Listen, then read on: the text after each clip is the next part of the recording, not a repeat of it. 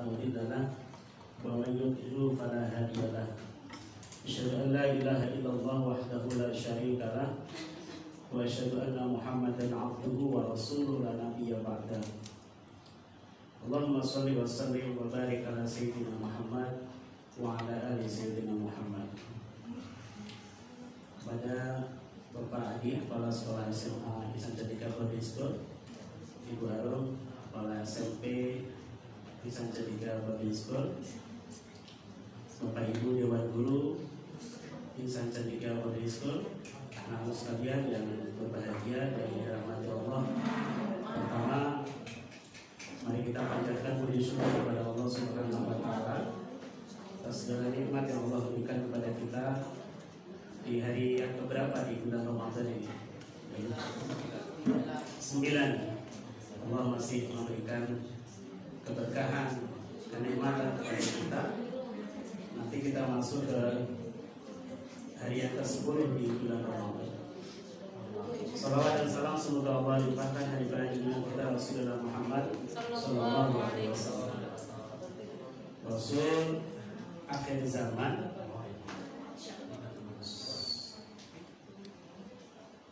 Rasul akhir zaman yang diutus oleh Allah Subhanahu wa Ta'ala, yang salah satu menjadi titik penting dari diutusnya Rasulullah SAW itu adalah menaikkan derajat kaum perempuan.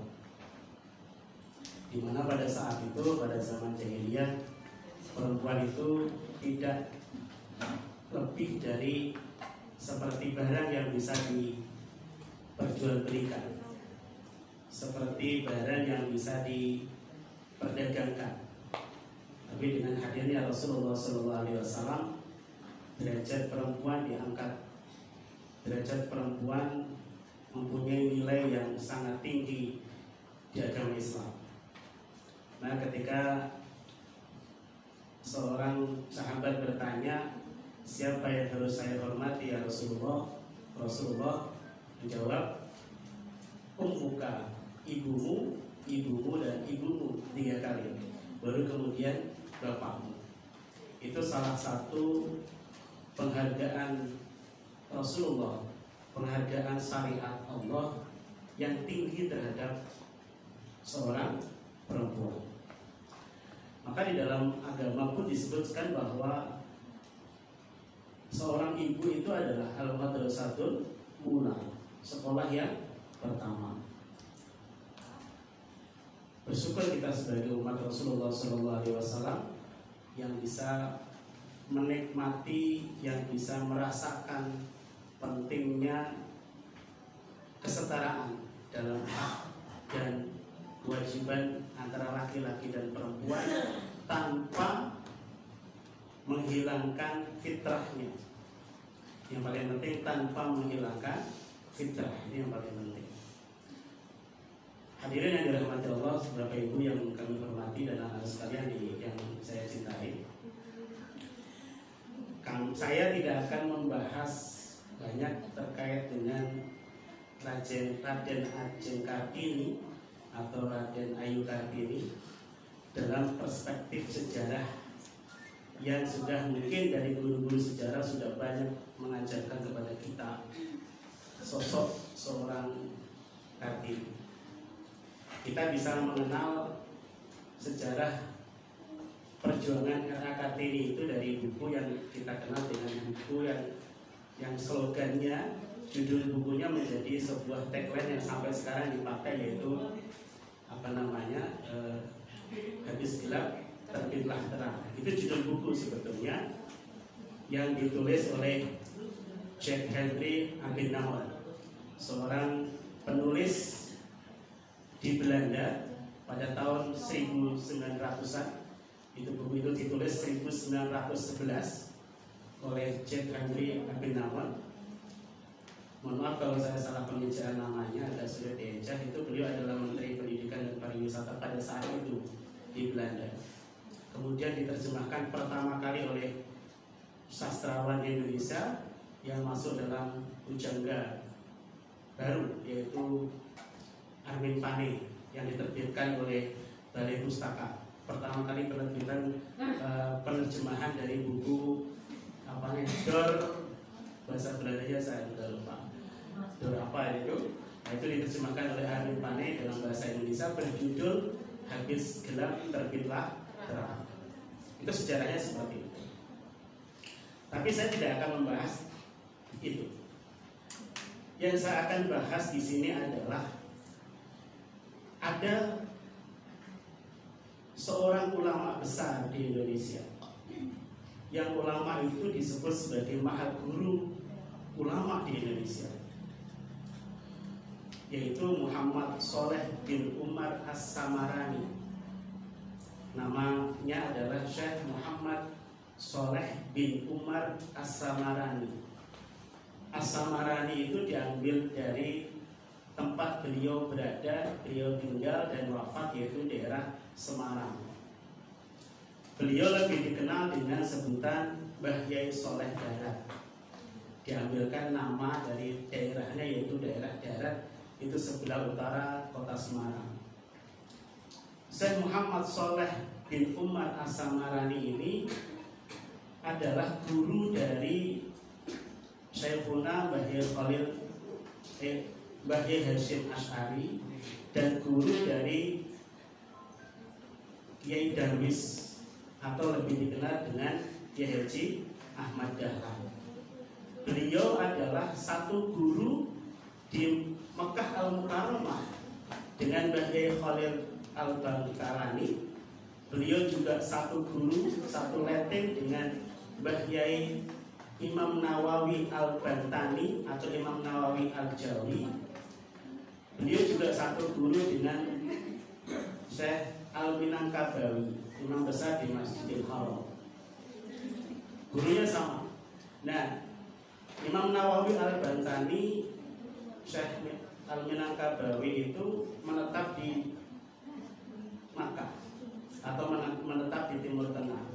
Tetapi Syekh Muhammad Sholeh bin Umar As-Samarani ini memutuskan untuk pulang ke tanah kelahirannya. Beliau lahir di Jepara, tapi kemudian hijrah ke Semarang untuk berdakwah mengajar di Semarang. Kenapa saya mengambil nama Syekh Muhammad Sholeh bin Umar As-Samarani ini? Beliau adalah penulis tafsir Al-Quran yang berbahasa Jawa, atau bahkan beliau adalah penulis tafsir Al-Quran pertama kali di Indonesia. Belum ada waktu itu seorang ulama Indonesia yang menulis tafsir Al-Quran. Pertama kali yang menulis tafsir Al-Quran adalah Syekh Muhammad Sholeh Ibnu Umar As-Samarani atau Mbah Yai Sholeh Darat. Tafsir Al-Quran ditulis oleh beliau dalam bahasa Jawa, tapi memakai aksara Arab Pegon. Tahu Arab Pegon? Arab Pegon itu tulisannya Arab, tapi bacaannya adalah bacaan Jawa. Kenapa ditulis pakai Arab tapi berbahasa Jawa? Karena pada saat itu tidak boleh atau ada larangan dari pemerintah Hindia Belanda untuk menerjemahkan Al-Quran dalam bentuk bahasa apapun. Kalau ketahuan sama Belanda, maka itu akan dibakar atau dimusnahkan. Tafsir itu sama beliau kasih nama, yaitu Fadlur Rahman. Bisa dicari. Tetapi beliau tidak sampai selesai menyelesaikan tafsir itu, karena sudah keburu dipanggil oleh Allah Subhanahu wa Ta'ala. Yang menarik dari tafsir itu adalah di pembukaannya atau di muqaddimahnya. Alasan terkuat dari Syekh Muhammad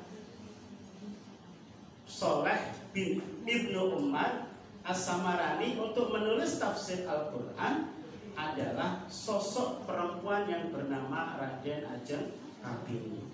Beliau waktu itu belum menikah, dan Kartini waktu itu belum menikah. Kenapa? Ini penting.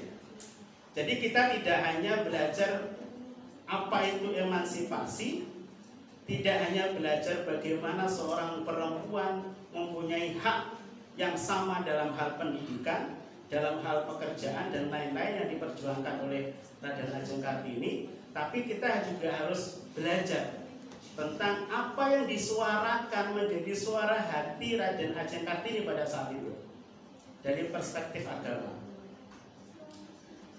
Surat yang ditulis oleh Raden Ajeng Kartini pada usia 20 tahun kepada Stella Zihandela pada tanggal 6 November 1899 berbunyi tentang kegelisahan Raden Ajeng Kartini terkait dengan cara beragama Islam pada saat itu. Bukan cara agama Islam, cara beragama Islam masyarakat Indonesia pada umumnya, terutama masyarakat Jawa pada saat itu.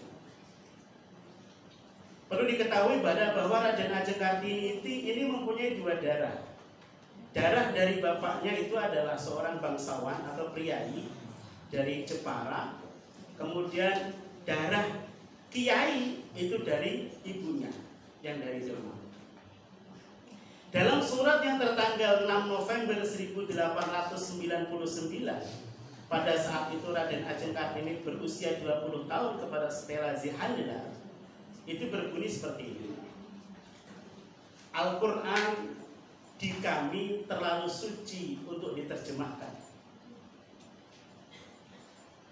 Orang di sini hanya belajar membaca Al-Quran tanpa mengerti apa yang dibaca. Sungguh ini sebuah kegilaan ketika kami belajar membaca tanpa mengerti apa yang kami baca. Masih panjang surat ini. Itu salah satu, itu surat tentang kegelisahan Raden Ajeng Kartini dalam memahami agama. Agama yang kami anut adalah agama keturunan dari nenek moyang kami. Kami tidak mengerti tentang agama kami karena kami tidak mengerti bahasa agama kami. Kurang lebih seperti itu bahasanya. Wajar, karena pada saat itu tidak banyak atau bahkan sangat sedikit, hampir tidak ada orang yang mengerti bahasa Arab. Kalau pada saat zaman itu tahun 1800-an, orang yang paham dan mahir berbahasa Belanda banyak. Termasuk Raden Ajeng Kartini. Raden Ajeng Kartini itu fasih berbahasa Belanda. Sampai beliau menjadi satu-satunya perempuan pada zaman itu yang mendapatkan scholarship atau beasiswa ke Belanda. Tetapi kemudian dibatalkan dan diganti oleh Agus Salim, Profesor Agus Salim. Karena pada saat itu beliau sudah keburu menikah dengan bupati, di poligami lagi. Seorang yang memperjuangkan gender, seorang yang memperjuangkan emansipasi, di poligami sama suaminya. Nah, ini menarik. Bagaimana pemahaman beliau terkait dengan hal itu? Tapi tidak akan saya bahas di sini. Oke, masuk kepada titel yang kedua. Yang perlu kita garis bawahi di sini adalah Raden Ajeng Kartini mempunyai tingkat kegelisahan yang luar biasa, bahwa yang digelisahkan oleh Raden Ajeng Kartini adalah umat Islam pada saat itu dan bahkan sampai hari ini itu hanya belajar bagaimana membaca Al-Quran. Zaman itu belum ada terjemah. Maka untuk memahami bahasa Al-Quran, untuk memahami makna atau maksud dari firman Allah di dalam Al-Quran, itu sangat tidak mungkin pada zaman itu. Karena orang yang bisa berbahasa Arab itu sangat jarang, kecuali kiai-kiai yang pernah berguru ke Timur Tengah. Dan kegelisahan itu terus-menerus menjadi memuncak di dalam perasaan dan pikiran Raden Ajeng Kartini, kemudian dituliskan dalam surat kepada Stella Zihandela tadi. Maka pada suatu saat beliau berkunjung ke rumah pamannya, yang kebetulan pamannya adalah waktu itu adalah Bupati Demak. Pamannya waktu itu mengundang Syekh Soleh Darat untuk memberikan tausiah. Memberikan tausiah, dan Syekh Soleh Darat itu membahas tafsir suratul Fatihah. Ini Syekh Soleh Darat belum menulis tafsir loh ini. Belum menulis tafsir yang saya sebutkan tadi. Pada saat Syekh Soleh Darat itu membahas tafsir Al-Quran suratul Fatihah, disinilah Raden Ajeng Kartini menemukan apa kalau dalam bahasa kita itu air minum di tengah kehausan. Ia mencari kebenaran Al-Quran, mencari referensi, mencari bagaimana caranya bisa memahami Al-Quran, ketemu dengan Syekh Soleh Darat yang menjelaskan tentang tafsir Al-Fatihah. Sangat jelas, sangat gampang, sangat gamblang. Maka setelah Syekh Soleh Darat menjelaskan tafsir Al-Quran surat Al-Fatihah, beliau meminta kepada pamannya yang di Demak tadi, yang Bupati Demak tadi, untuk mengantarkan kepada Syekh Soleh Darat, dan beliau berguru kepada Syekh Soleh Darat selama kurang lebih 2 tahun sebelum akhirnya beliau menikah. Jadi pemahaman kita juga ini yang jarang atau bahkan tidak tertulis dalam sejarah, bahwa Raden Ajeng Kartini itu juga adalah seorang santri. Raden Ajeng Kartini juga memperjuangkan pemahaman Islam dari perspektif perempuan yang waktu itu gelisah karena tidak bisa atau belum mampu atau tidak mampu memahami Islam dari tekstual, yaitu bersumber dari wahyu Allah, dalam hal ini adalah Al-Quran. Coba bayangkan, orang Nasrani itu sangat mudah memahami Injil. Kenapa? Karena Injil bahasanya adalah bahasa setempat. Tetapi Al-Quran adalah bahasa wahyu, yang bahasa wahyu adalah bahasa Arab. Yang menjadi ironis, yang dikhawatirkan Raden Ajeng Kartini 142 tahun yang lalu kurang lebih, itu sampai hari ini masih terjadi. Sekarang kalau kita mau persentase, berapa persen dari kurang lebih 100 jutaan umat Islam di Indonesia yang bisa membaca Al-Quran? Statistik terbaru kemarin saya dapat kiriman dari teman saya yang dari BSN atau BSI, Bank Syariah Indonesia, itu 50-60% umat Islam di Indonesia buta huruf Al-Quran. Jadi kurang lebih 40% umat Islam di Indonesia yang bisa baca Quran. Dari 40% yang bisa baca Quran ini, berapa persen yang mengerti isi Al-Quran? Ayo. Dari 40% ini, berapa persen yang mengerti isi Al-Quran? Kalau mau mengerti isi Al-Quran, berarti ia mengerti bahasa Al-Quran, yaitu bahasa Arab. Berapa persen? Saya tidak yakin kalau sampai 10%. Di bawah 10%. Kemudian dari 10% itu adalah 10%, dari 40% ini, dari 10% ini berapa yang paham dan mengamalkan isi Al-Quran? Jadi kalau dihitung secara kualitatif, umat Islam di Indonesia sebenarnya hanya 1%. Kualitatif, kita hanya menang dalam kuantitatif. Itu yang dikhawatirkan oleh Raden Ajeng Kartini pada saat itu. Kita selalu menyuarakan perempuan sederajat dengan laki-laki. Perempuan punya hak yang sama dengan laki-laki. Emansipasi perempuan. Bahasa kerennya lagi, gender. Bahasa lebih hebatnya lagi, yang itu menjadi kampanye besar dari dunia barat, adalah feminisme. Itu yang digaung-gaungkan, karena itu memang sengaja seperti itu. Karena kebetulan Raden Ajeng Kartini ini bersurat kepada Stella Zihandelar, itu adalah tokoh feminis di Belanda pada saat itu. Nah, tetapi dalam aspek ini, dalam aspek keprihatinan Raden Ajeng Kartini dalam banyak hal, belum aspek keprihatinan dalam sosial, aspek keprihatinan dalam pendidikan, aspek keprihatinan dalam hal yang lain. Dalam aspek agama ini apakah sudah tuntas bangsa ini, terutama umat Islam? Saya yakin belum. Kita sebagai umat Islam harusnya prihatin. Seperti Raden Ajeng Kartini, beliau bisa baca Quran, tapi tidak memahami apa yang ia baca, sampai beliau menyampaikan kepada Stella Zihandelar bahwa seolah-olah engkau mengajari aku bahasa Inggris, menyuruhku membaca buku bahasa Inggris, tetapi engkau tidak menjelaskan atau engkau tidak memberikan pengetahuan terkait dengan apa yang aku baca dan aku hafal. Percuma. Seperti itu. Ada buku bahasa Inggris kamu bisa baca, tapi nggak ngerti isinya, manfaat nggak?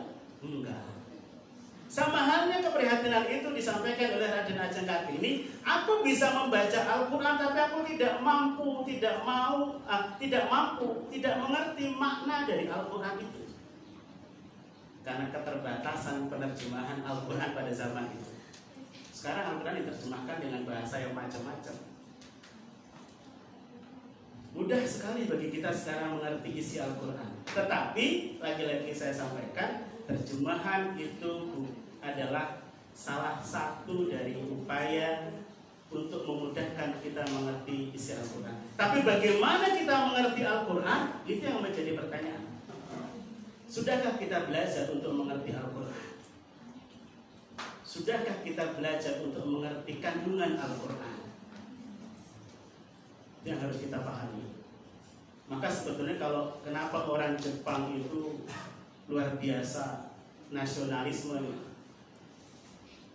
Orang Jepang itu berani mati untuk kaisarnya. Yang terjadi pada perang pengeboman di Hawaii itu, Pearl Harbor, di pelabuhan di Hawaii, yang kemudian disebut dengan dibalas oleh Amerika dan Sekutu dengan pengeboman Hiroshima dan Nagasaki. Itu kan itu berani mati untuk kaisar. Ternyata memang orang Jepang dari sejak kecil itu ditanamkan namanya sumpah, disebut dengan Bushido. Itu ditanamkan berani mati untuk kaisar. Kita umat Islam setiap hari 5 kali mengucapkan sumpah. Tapi sumpah itu karena kita tidak tahu artinya, sumpah itu kita tidak tahu maknanya, sumpah itu tidak kita dalami isinya, seperti yang didalami oleh Raden Ajeng Kartini, maka sumpah itu seolah-olah tidak ada nilainya sama sekali. Apa itu sumpah yang kita ucapkan setiap hari? Lebih daripada Bushido-nya orang Jepang.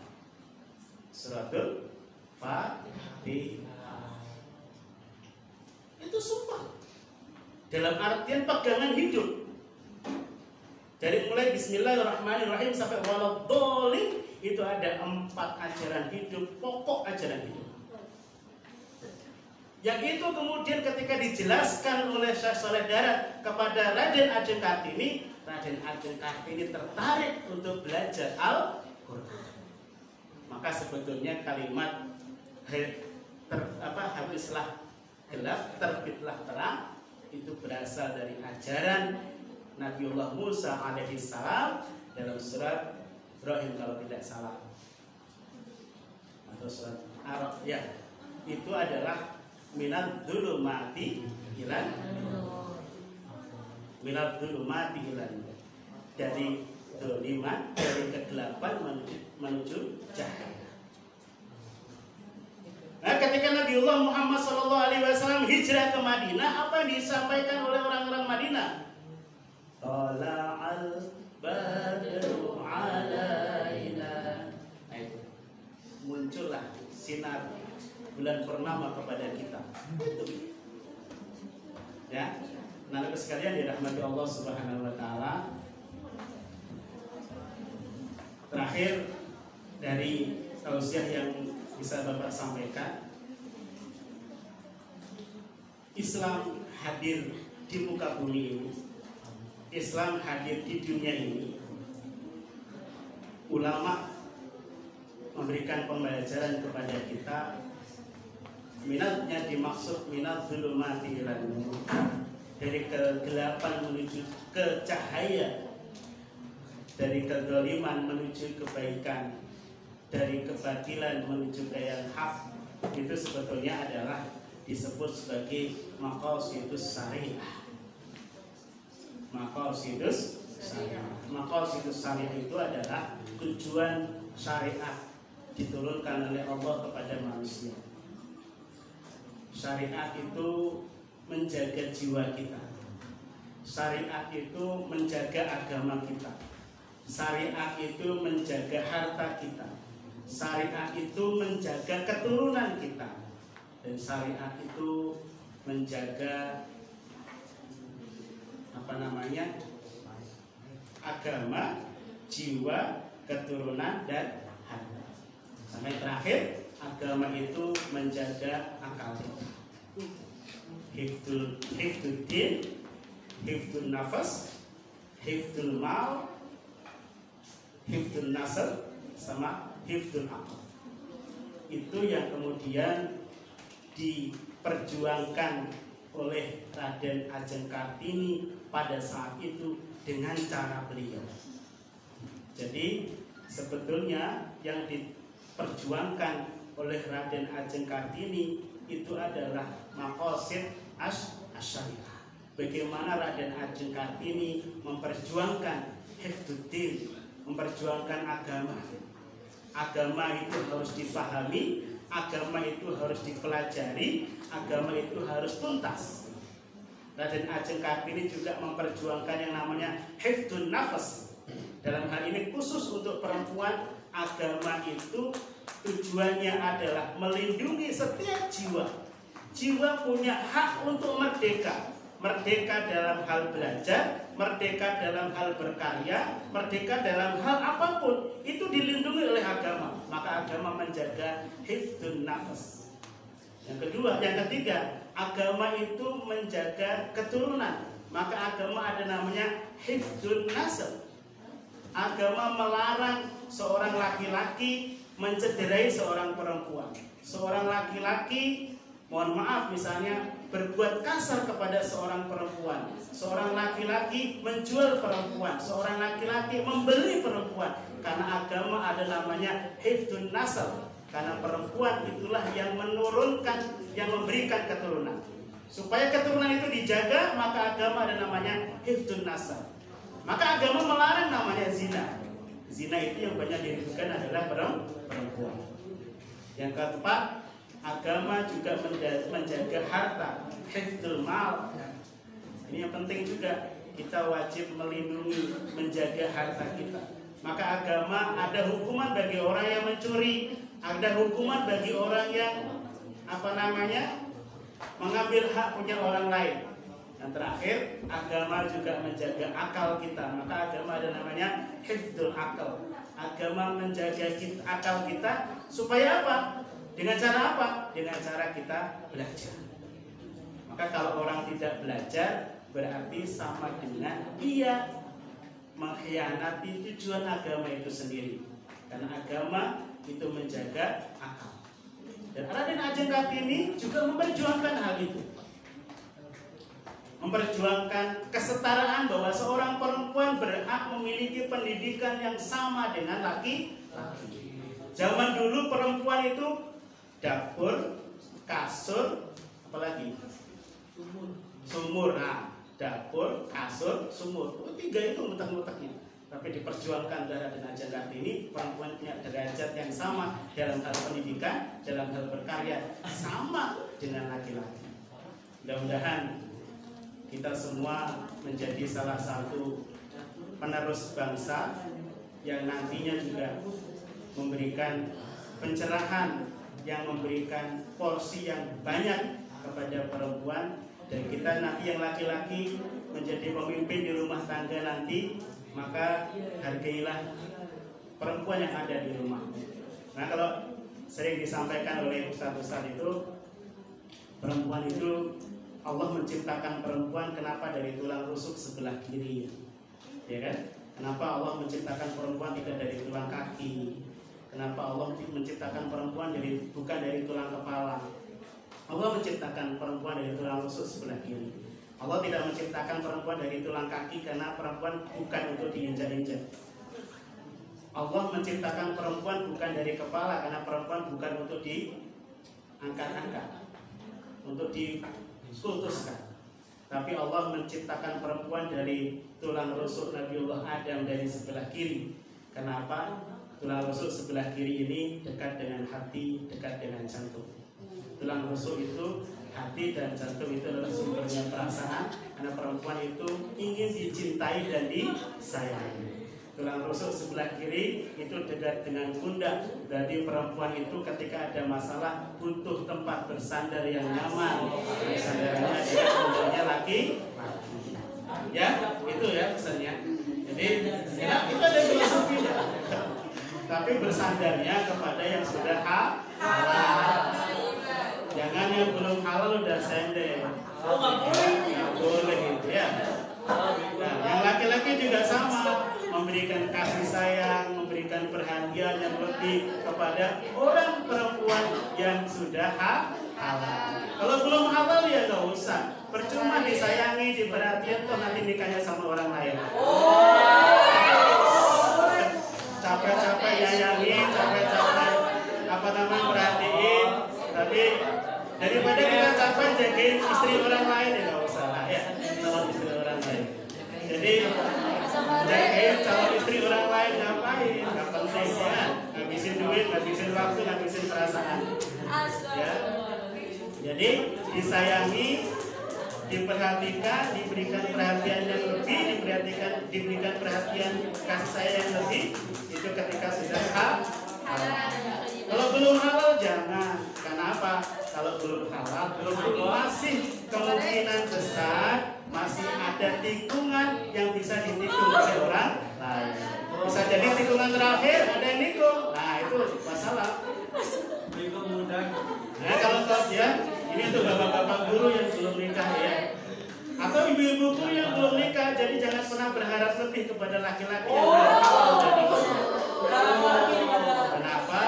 Karena ketika hari ini melihat ibu guru lebih cantik, besok keluar lihat yang lebih cantik, maka ibu guru akan dilupakan. Sebelum halal maka jangan pernah berharap lebih. Ya, itu yang penting. Kalau sudah ada Rasulullah SAW ketika kamu sudah melihat memantapkan pilihanmu, maka janganlah ditunda-tunda, segerakan untuk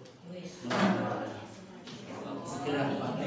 Jadi kalau prinsipnya laki-laki itu sebelum akad nikah itu masih bisa peluang untuk ditikung masih bisa. Ya. Jadi laki-laki itu punya kewajiban. Perempuan itu bukan untuk disuruh-suruh, bukan untuk diapakan, tapi perempuan itu adalah untuk disayangi, untuk dicintai, untuk dihargai, dan untuk diberikan kenyamanan oleh laki. Terima kasih. Mudah-mudahan yang ada di sini menjadi laki-laki yang bertanggung jawab, menjadi laki-laki yang penuh cinta dan kasih sayang kepada perempuan dan dicintainya orang tua dan istri dan anak-anaknya, dan perempuan-perempuan, ibu-ibu, anak-anak sekalian, putri-putri di sini menjadi perempuan-perempuan yang tangguh, perempuan yang memiliki pemikiran yang visioner jauh ke depan, melebihi langkah kakinya. Kalau langkah kaki perempuan kan terbatas karena dipakaikan rok. Tapi kalau pemikiran perempuan tidak bisa dibatasi oleh apapun, tidak bisa dibatasi oleh zaman, tidak bisa dibatasi oleh jarak, tidak bisa dibatasi oleh waktu. Mudah-mudahan kita semuanya diridhai oleh Allah Subhanahu wa taala dan puasa hari ini diterima oleh Allah Subhanahu wa taala. Cukup sekian, mohon maaf bila ada kesalahan atau kekurangan. Itu murni dari saya, dan apabila ada kelebihan dan kemanfaatan itu hak dari Allah Subhanahu wa taala. Wallahu muwaffiq ila aqwamit thoriq. Wassalamualaikum warahmatullahi wabarakatuh.